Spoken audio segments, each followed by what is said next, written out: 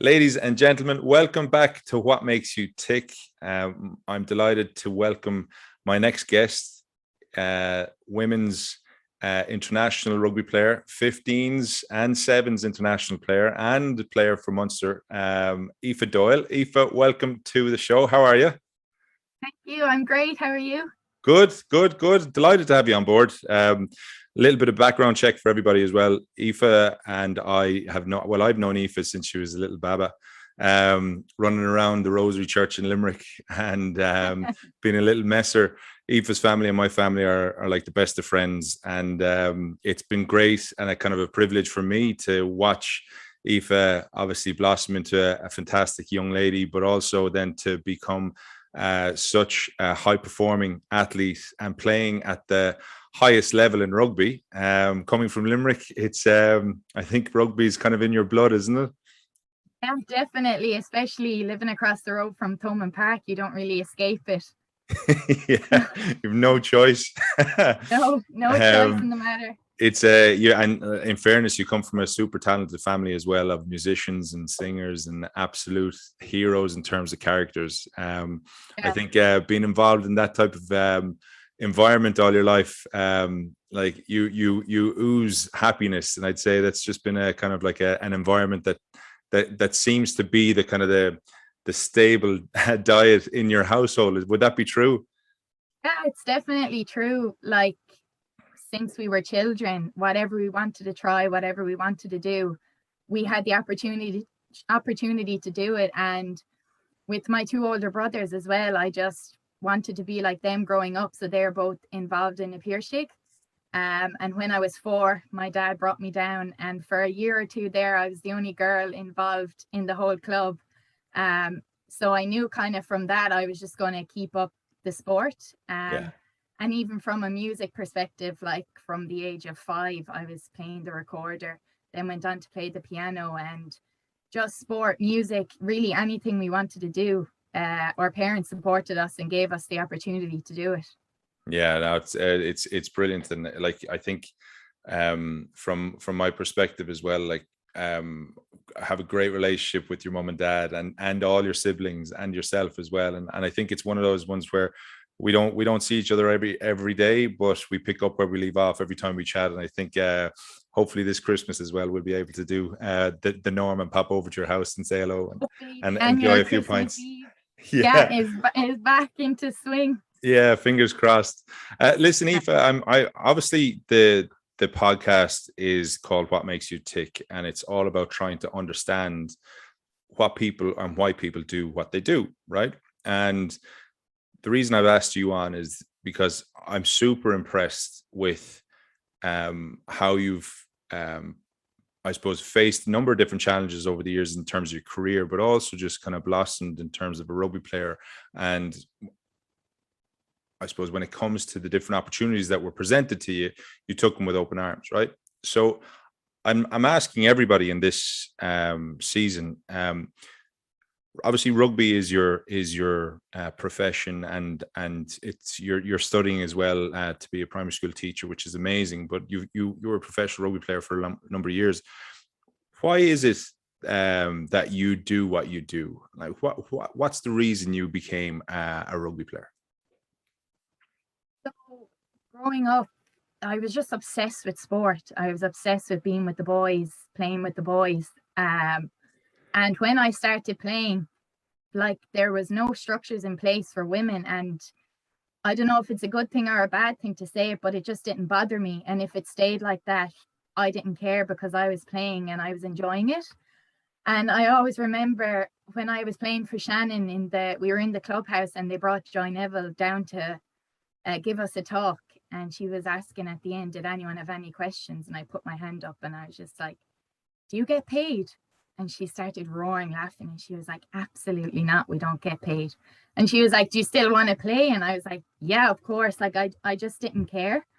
And then as I came up through the ranks, I just got more and more obsessed with it. And it got bigger and bigger. And I started to realize if I stuck with it, I could really get somewhere with it.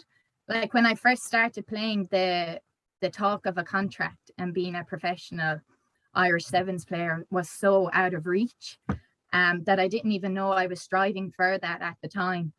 And it was then when I was in sixth year, I remember that's when people started to notice me, and I was offered my first cap in Atlanta, but it was at the same time I had my leaving cert prees.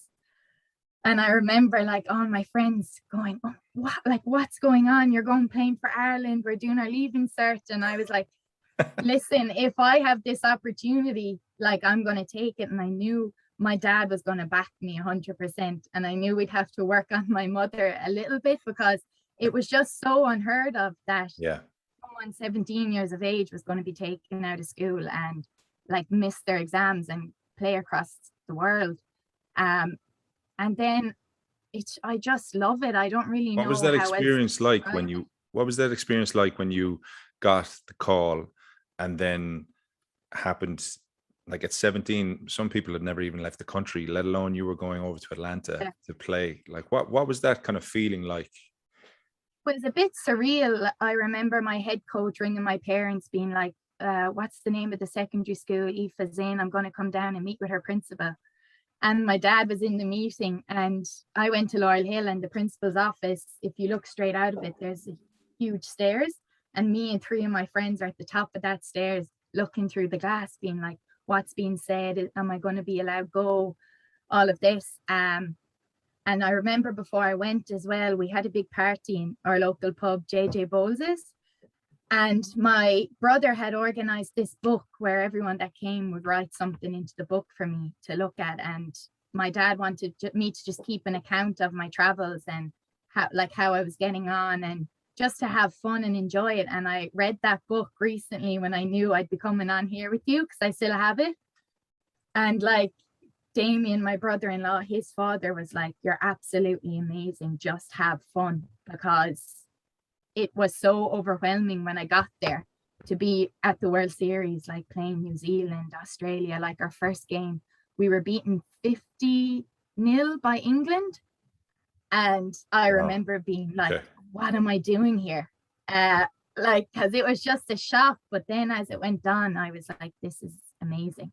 Yeah. And signs on where the girls are now on the series, and got to play in a World Cup. So it's all just about the journey.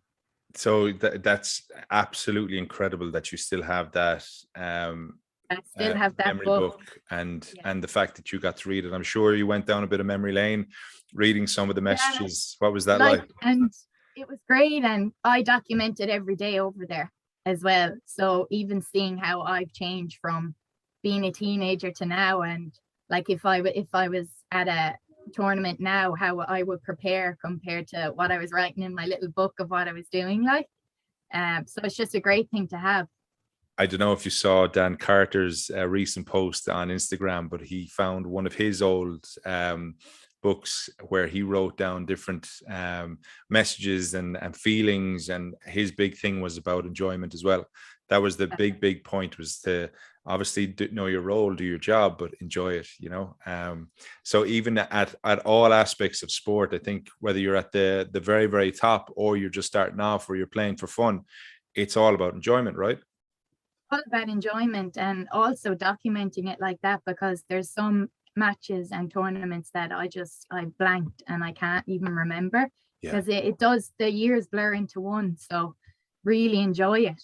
Yeah. So if so that was your first call up, and Jesus, I'd love to be a fly on the wall while you're reading those comments and those little excerpts, because I'm sure they're amazing. But what happened after the first call up to the sevens? Because you're actually one of these athletes who's happened to play both sevens rugby and 15s rugby. So you play professionally sevens, right? But you got you were one of the youngest to get a cap for Ireland. Is that correct?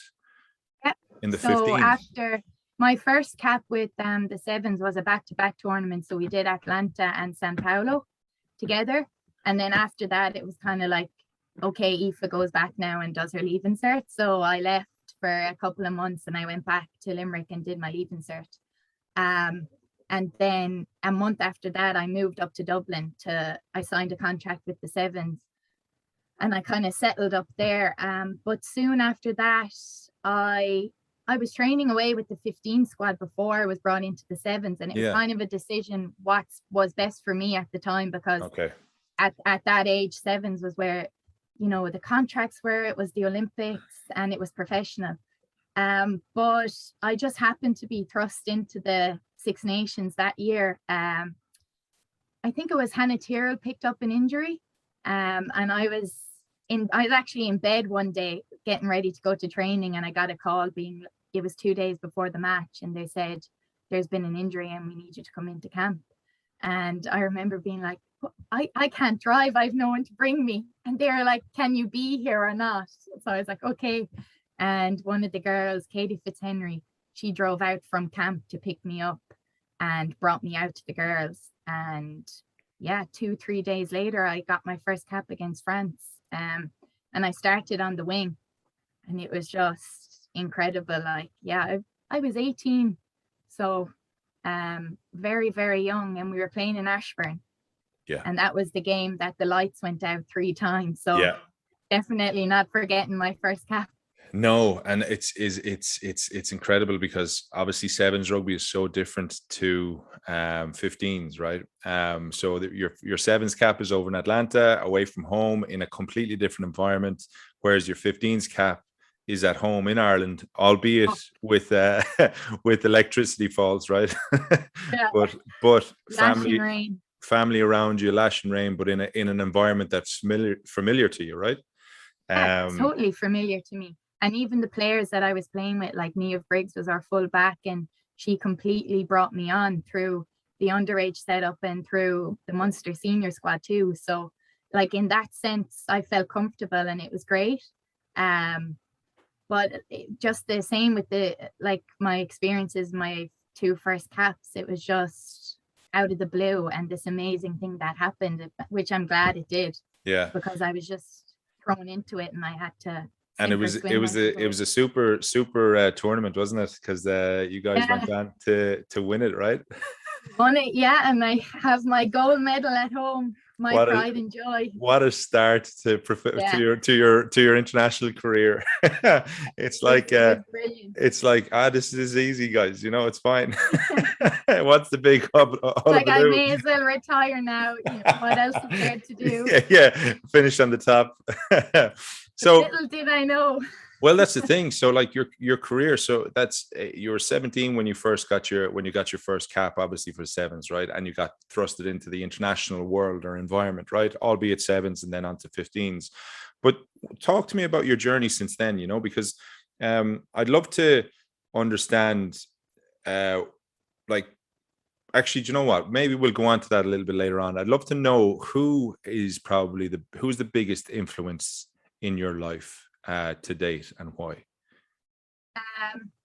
It's a hard one, because I start to think of my personal life and then from a sporting perspective, but like cringy as it is, it's my parents, and like anyone who knows me knows how much of a special relationship I have with my dad. And when I actually reflect on it, it's like for the past 10 years, his life has just been dedicated to me. And my siblings will agree with that. Like anything I need, he basically delivers, and he's the reason I'm playing, and he's the reason I'm in Dublin, why I'm studying, why I'm in college. So he's just a massive influence on me. And like even going down the teaching route now, that's his bread and butter, and it's what he did. And I look at myself in Dublin with all the supports I have, and it's like, how did he do that? Raising a family, teaching us music, teaching us sport, driving me here, driving me there. And like it's only when you get older you realize like how the hell did they do it. And it's got to the point where like daily I don't make decisions without ringing him first, like constantly on the phone, texting. So he's just my biggest inspiration as well, definitely. And you probably know exactly what he's going to say to you before you even ask him. You're probably so ingrained with each other, you know. Yeah, but it's great because he gives me his honest opinion, and he'll always finish with, but whatever you do, we'll back you.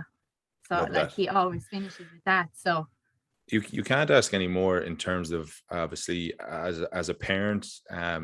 Like, I know we've been both very, very lucky with the parents that we've got and we have, and that will always get honest opinions and honest advice, right? But I think as a friend as well, I think the most honest opinion and advice is the best, because whatever happens, you make your own decisions, but your friends and the people who really care for you and love you will back you no matter what decision you make, right? And that's part of life, because that's part of learning and part of growing and developing, and kind of, you have to make decisions that are tough. Sometimes you're not comfortable making decisions, but at the end of the day, you have to make decisions that you feel is right for you, and the people who are in your kind of circle of trust will back you no matter what. So it's lovely to hear, and I'm sure you've got a great kind of, from a personal side of things, you've got that support, and I'm sure then from a friendship and from a sporting background as well, you've probably got that support too in other areas. yeah, exactly. But and like I remember in school getting slagged so much by my friends because my dad would work in Mary I and I was in school in Laurel Hill across the road. And every lunch break, I'd leave the school and go have my lunch with him because, like, at that stage, that's when rugby was taking off as well. And Yeah. I just constantly need to talk about it, discuss it, like what's happening this weekend, what are we going to do next, and just he was there every step of the way. So I have to give him the credit because it's ultimately down to him really why I'm where I am at the moment. Can you remember any piece of advice that he's given you over the years that kind of sticks with you? He always gives the advice that's needed. So he's like, we've camp every weekend and he'll text me before every session and he'll know whether it's keep the head down, you don't need to prove yourself this time, just get through it if I'm carrying a niggle. And then the next time it would be like, give it socks, you know, you're flying it, show them what you're made of. So he's constantly always just giving little bits. And that's kind of what I need, just that little thing of either keep the head down or go and show them what you're made of. So Love that. I love that. He's on your rate. Like he's basically, he's got his finger on the pulse, knowing the yeah, type of setup you're in, yeah, both physically and mentally, no doubt. yeah, because he gets all the information after a session. It's all poured out onto him of what's happened and how I'm feeling. So the next morning I'll have the text message before the second day of camp and I'm like, yeah, Good on that's you. what I Good need on to you. do. Tell me, do you have any kind of affirmations or any kind of sayings or phrases that you kind of live by or stand by that you'd be willing to share with me? Yeah, so I don't know if I would call it an affirmation, but a couple of years ago when this was in like the period of just being injured all the time, and the girls went on a trip to Canada and I got a tattoo to the dismay of my mother. But it just says let it be. And like I'm a huge Beatles fan, but the meaning behind that song and just the what the phrase means to me was huge because at that stage everything had just been going wrong, and the more I tried to control it the more it was going wrong. So for me it's literally just like, just let it be, let it take its natural course, you're not going to change it. And it just relaxes me because if it gets to the point where I'm like, I'm trying my best to change this, it's not changing, I'm just like, just let it be, it's going to happen. And it's just something that personally relaxes me and just I chill out. Like, Love it. Love it. that's what it I is for me.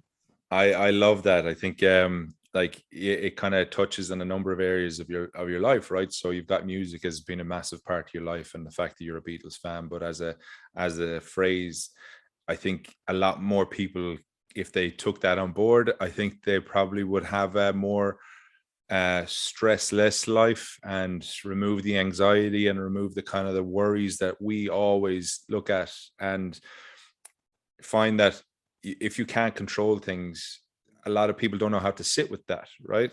So one of the things that we always did when I was involved in sport was control the controllables, right? So whatever I do for myself, I can put myself in the best possible position, but I can't control what you do or what my coach does or says or chooses or anything like that. I can just give myself my absolute honest and best approach to something, whether it's sport or whether it's a job or whether it's a relationship or whatever.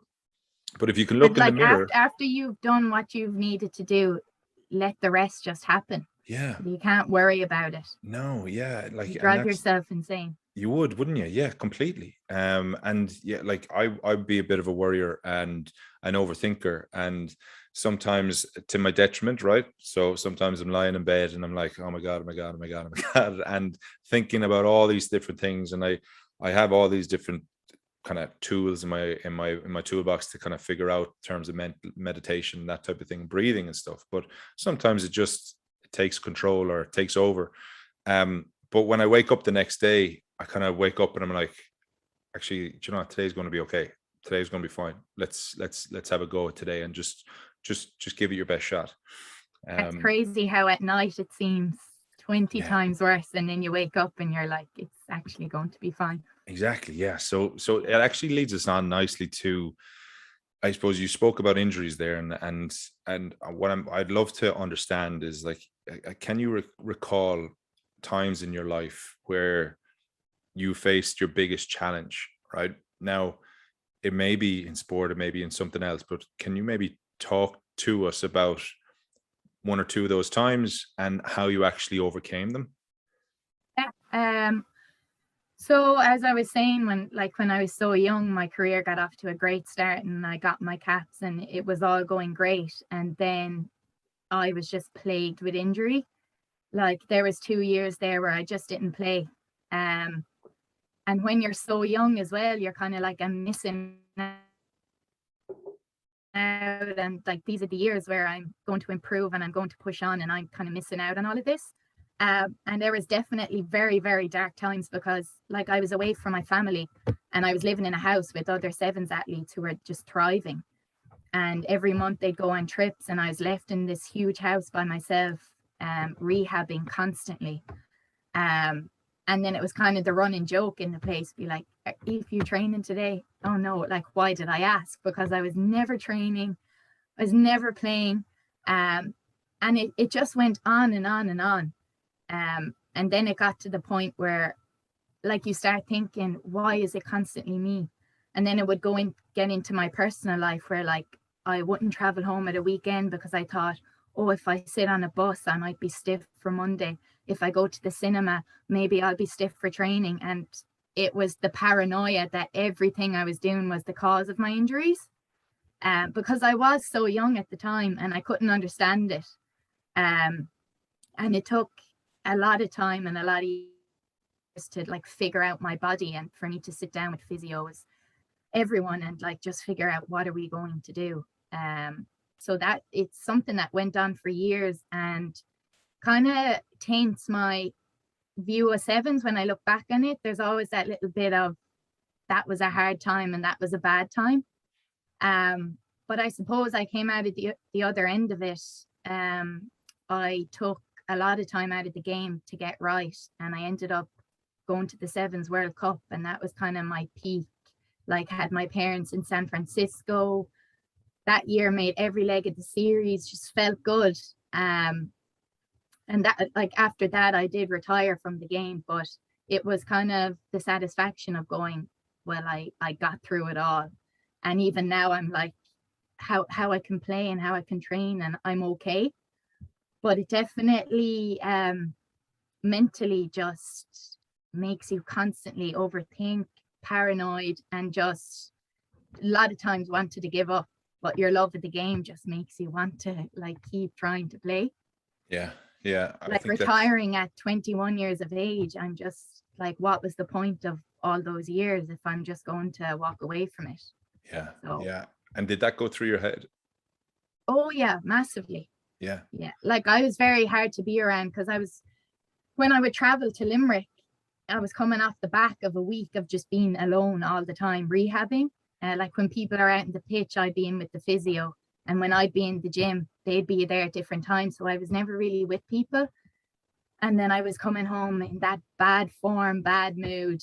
And then, like, my parents would be like, why are you going back up again? Like, just, you need to think about do you want to still do it? Because at the time, camogie was still there for me as well, to go back to doing that. But rugby was just my passion, and I was determined that I wasn't going to leave it.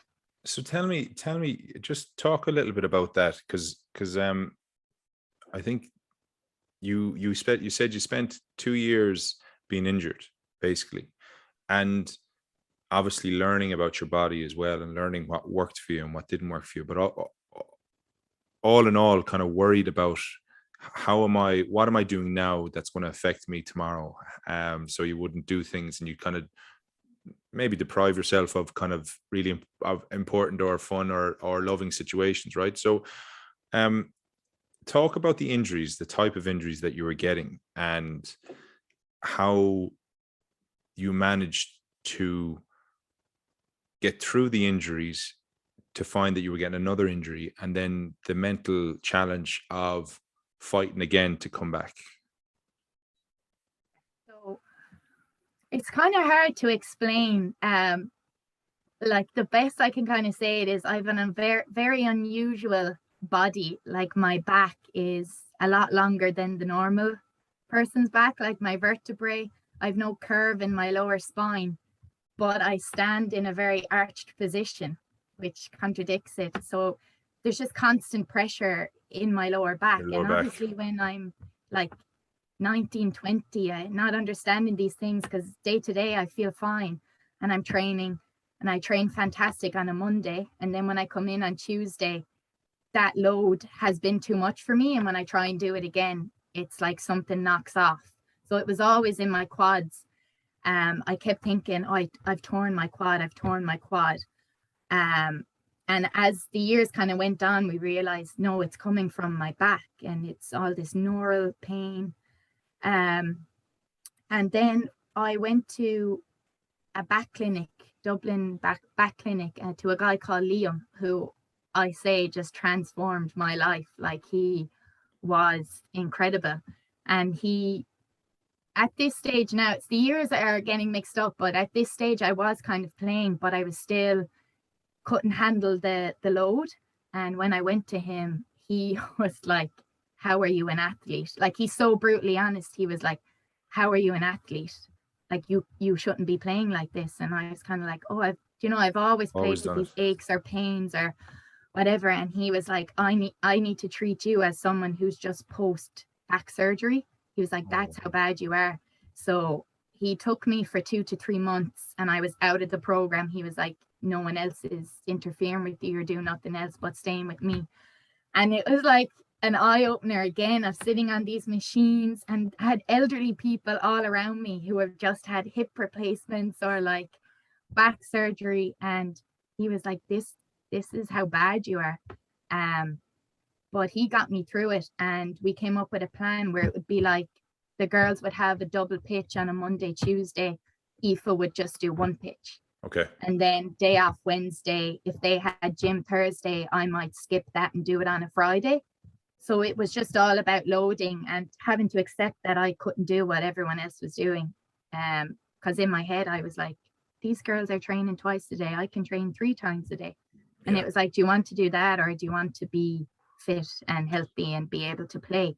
So it took a very, very long time, but we finally got a program into place. We realized what gym exercises didn't suit me, and just took them out of my program. Spent loads of time working on my core and strengthening my lower back, because that's where the issue was. So just little cues all the time of what I need to do before training. And since that, I've been great, to be honest, in terms of my back anyway. That's incredible, because it's not about training hard, it's about training smart, right? And at a young age, usually it's like, just get up and go and it'll be fine. And you don't even need a warm up sometimes. Like, I remember myself being young and a little odd stretch here and there and then going for it. Whereas now I'd need to be stretching for weeks before I could even think of going onto the pitch. But so to that point, it's like training smart and not training hard, but obviously training hard with the exercises that were suitable to you. Definitely. And do you think you've gotten to a point now where you know you're kind of what works and what doesn't work so well now that you're able to maintain a kind of like a level? Or do you find that now that you've gotten that point sorted, that there's other things now that are aggravating you? Well, like, yeah, in terms of all those past injuries, I've gotten control over it, definitely, and I've gotten better at saying, no, I'm not right today, I can't train. Whereas back then it was like, if I say I can't train and I'm injured, it's like, well, you're trying to get out of this session, or else it's like, I'm not going to be picked for a trip now. So it was that constant pressure on yourself that, oh, I'm fine. And then I would get injured and the coaches would be like, why are you doing that? Yeah. But it's so hard when you're you're when in you're competitive as well, though. Like environment. In that competitive environment, you see the girls around you who are vying for your place. You feel that if you're not involved, you're going to be looked over. Whereas, like it's a point where I think that's just the natural competitor in people as well, who are sporty or who are playing at a high performing level, is like, yeah. And then now it's like even a different sort of mental state again, because I was going fine and then it was the injuries just hit me again, but just freak things that happened that I definitely couldn't control. So it's like, well, how do I deal with that now? Because no matter what I sort of did, these injuries kind of were going to happen. Like, how'd you deal with it? Well, at this stage, I'm in a 15 squad in a 15 setup, and I'm not consumed by rugby like I had been in the past. And all I was to myself was a rugby player. Whereas when I leave HBC on a Sunday in like a knee brace because I tore my MCL, I'm like, well, I have work Monday morning and then I'm in college and I'm not going to sit and dwell on this injury for 24 hours. So that just really helped me. And I'm not saying like being a professional athlete and being dedicated to your craft is a bad thing. But for me, I let it consume me and didn't want to know about anything else in life bar rugby and why I was getting all these injuries. Whereas now I just had to put it in the back of my mind because I have other things I need to focus on. But definitely during the Six Nations, like I was back in that dark time again. And I was like, I thought I had gone from this, but it brought me back to times in the sevens where I was like, this is the dark side of sport. And it's hard, like. Yeah, it is tricky, isn't it? Because I always think, though, that when it comes to injuries, and having had plenty myself, as you know, I think I can relate to you. I feel bad ranting to you because you've had it bad. Well, I never got to play to the level that you played at, but I definitely understand the injury front. And I always found that whenever I got setbacks in sport, that I always said to myself that this is challenging my character now. I always kind of looked at it and went, okay, you're like, are you good enough to get back? Do you have what it takes to get back? Can you get to that level again? And are you able to kind of put aside all the things that are in your life just to make sure you get back? And like when you're playing at a decent level, and again, it's nothing compared to you, I think there's a selfishness in it as well, because you want to prove a point to yourself, right? That you are good enough. And I think every time you do then get back to that level, there's a little bit of you don't actually enjoy it to the point that you'd hope. You don't pat yourself on the back because you're looking for the next challenge. You're looking for the next goal. And I think it's the competitor in people is you never enjoy the wins as much as you dwell on the losses. And I think that could be said for everybody. Like I did a sports psychology course in IADT with Dr. Olivia Hurley. I don't know if you know Dr. Hurley, yeah. But Hannah actually knows her and gave a talk in the college a couple of years back. But it was all in sports psychology. And when it comes to elite athletes like yourself, when people get injured, they actually go through the same grieving model as you would if somebody passed away that was close to you. So you go through that kind of 5 stages, and everybody's stage is a little bit longer and a little bit different. But it's about kind of anger, denial, like then you get into kind of acceptance, and then you get into action and planning for the kind of, okay, what do I need to do to get back? Would you think that that is something that kind of happened to you? Yeah, definitely. I went through so many different stages. Definitely angry because, you know, in yourself, I'm like, if I was just given the opportunity to be fit for a year, I was like, I feel like I could be really good. Yeah. And then I got into the state of mind where I was on the pitch and I was back, and it was just like, oh, sure, it's just going to happen again. And then I was trying not to get injured when I was on the pitch, and like, you're setting yourself up for a fall then. Yeah. And yeah, it was just this constant worry and negativity as well. And then when you are back on the pitch, you can't enjoy it for a long time because it's almost like you're waiting for the next injury to happen. Did you ever work on any work with any sports psychologists or anything like that?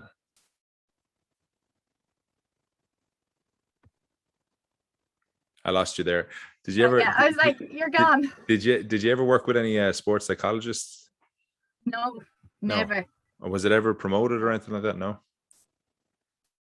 No, we had one guy in before. I can't remember his name now, but never really on a personal level.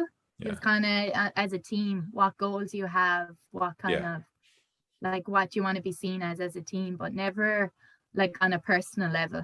I remember when I was younger, we got a sports psychologist come into us, and I was having terrible time with kind of pressure because I was coming out of school. I was expected to do well, and I was putting so much pressure on myself. And I was like, I need to do this. I need to do this. I need to do this. And the psychologist said to me, she says, she turned around and she's like, change that word need to want. She goes, because when you want to do something, all of a sudden your whole approach to it is different. Even when you say the word want, it kind of puts a smile on your face, you know, and then it takes the pressure away, and then it makes it so that it's a kind of like a craving as opposed to you being forced to do something. And those little kind of tricks were really, really, really helpful for me to a point. But come here, tell me, is there, having kind of, you're still so young, right? And you've done so much, you've traveled the world, you've experienced so much in terms of your professional in your sporting career, right? And now as you're studying to become a primary school teacher, which I think you'll excel at greatly because you've got such a fantastic manner about you. Is there anything that you've learned so far in life that you wish you would have known when you were maybe 17, when you were starting off? Yeah, it's kind of something that I said before of don't let your passion consume you. Like, to me, it was just the be all and end all, and I really boxed myself off for a couple of years.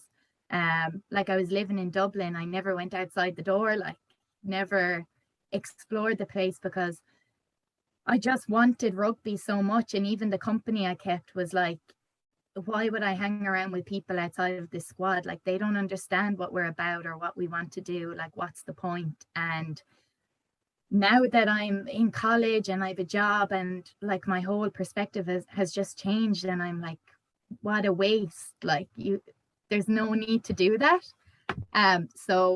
But back then, like I said, I was a rugby player, and if I was injured and not playing, then I was failing.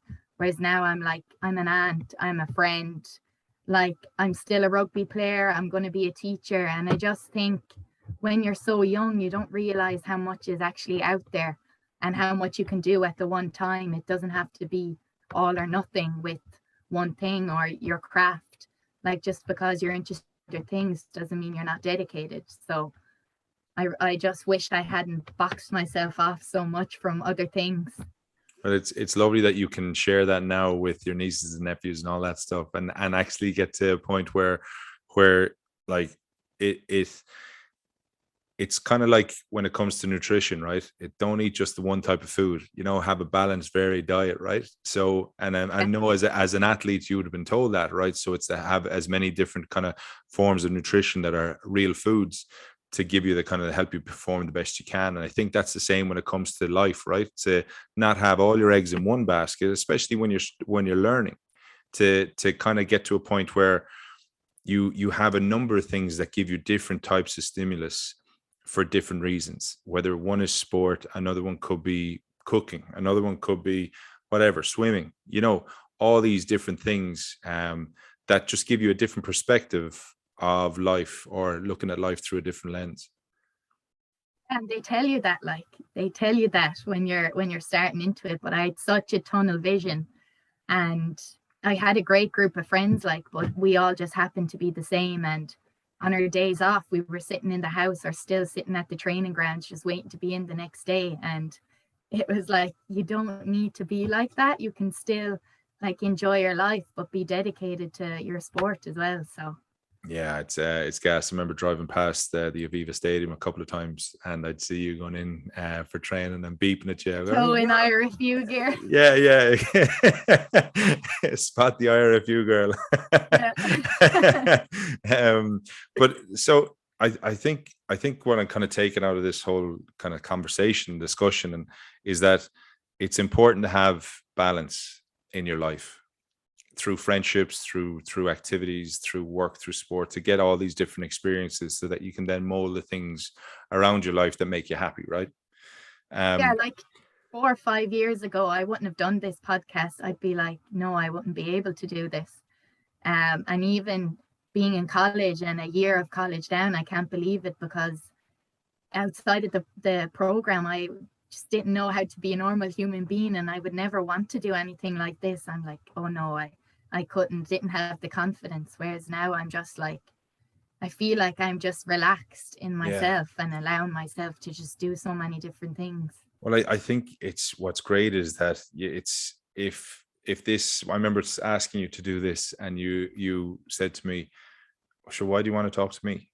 And this is the beauty about you as well, is that you don't see how inspiring you are to others, especially young girls coming through, but young people coming through, trying to figure out what it is that they want to do in life. And I think that probably kind of is one of the reasons I got you on, is because you don't see yourself in that vein, but yet you are. And I think you have a really good story to tell, and that you've been through so many different challenges through sport, that I think you can share those stories, especially to the new, or the next generation of sevens athletes, the next generation of 15s, and even recently, the way women's rugby has come on leaps and bounds, and then obviously recently it went backwards in terms of what happened with the Connacht ladies. And I think those things can never happen, because can't happen again, because there has to be an ultimate respect between the guys and the girls. And I remember I was talking to a friend of mine who has daughters, and he was saying that, and he's played at international levels, and he said that he wants his daughters, if they play rugby, to have the exact same opportunities that he had as a guy. I think it's vital that people like you share their stories, even when I'm thinking back to when I was younger and the men were in the professional era, and it's not saying anything against them, but they would have never have thought about women's rugby, and it didn't affect them. Whereas now I do think it's funny, Paul O'Connell presented us with our Munster jerseys and actually got emotional. And Donncha O'Callaghan was the same, because he's like, when I watch my daughter now doing gymnastics, he was like, I want to cry, but I'm so proud of her. So it's also these players who now have daughters, because it hits home. You're like, you can't control their interests or their love, and if they want to play rugby, you want them to have the best of the best. And if we don't have it now, they're not going to have it either. So I do think it's really good now that men are looking at their daughters or their nieces and realizing in a couple of years they're going to be like those girls, and I want them to have the best. So yeah, I think it's what's definitely going to push it on. I agree with you, and you need more and more people actually sharing those stories and telling that kind of desire for it to happen, because we had Sine Naupo on the podcast last season, who's obviously a fascinating lady, and has done so much for people in sport, for people in general, and she's so good in terms of what she's doing in business and stuff, and spoke so fondly of you. When I told her I was going to ask you, she was, oh my God, you'd be brilliant. But again, she's paved the way, Niamh Briggs has paved the way, you have paved the way. Like, there are really, really strong women who've done that. So it's kind of, it hopefully now we'll see more and more of that coming through, you know. Yeah, like, because when I was in Shannon, once we hit our teenage years, all my friends were gone out of the club straight away, and I was left there. Whereas I was down there a couple of weeks ago, and they've so many girls playing at the moment, and 14-year-olds, 15-year-olds. Whereas, you know, a couple of years ago, they wouldn't be there. They don't want to play sport at that age. So And it's really good. come here, what does the future hold for Aoife Doyle? Like, is there a chance you might For even me, become a coach? God, yeah.